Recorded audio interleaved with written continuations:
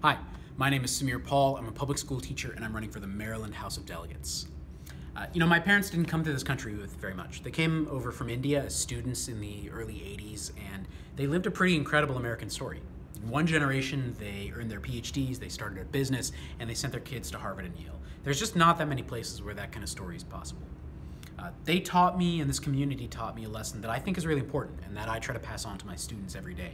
And that is, if you work hard enough, if you are kind and caring and conscientious and curious enough, then we live in a country of possibility and abundance where we all come together to invest in each other. That's why when I graduated from college, I decided to pay forward that debt that I owed my parents and this community by becoming a teacher, by bringing computer science classes to a high poverty public school.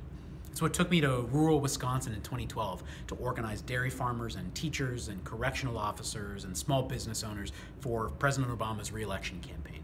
And it's why I decided to work at IBM, so that I could help government agencies like the Postal Service use technology and data to do the people's work even more efficiently.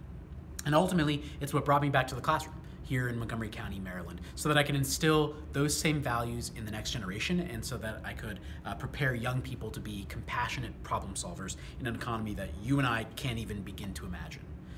Growing up, Maryland was the best place to go to school, start a family, start a business, retire in comfort and dignity.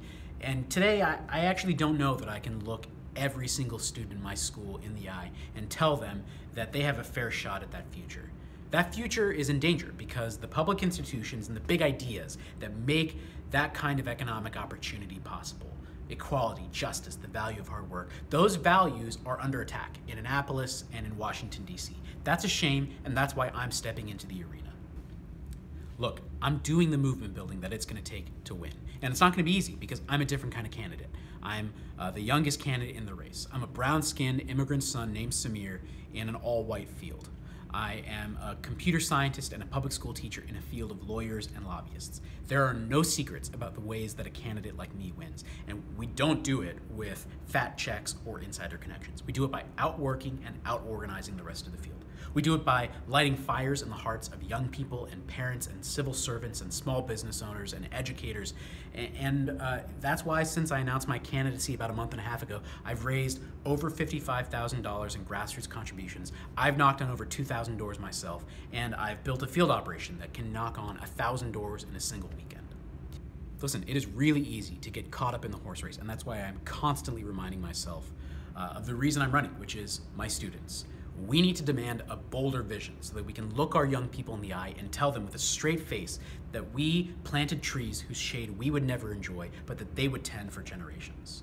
I want to be able to look our young people in the eye and tell them that we peered into the future and we used evidence and data and compassion and courage to leave them a real inheritance.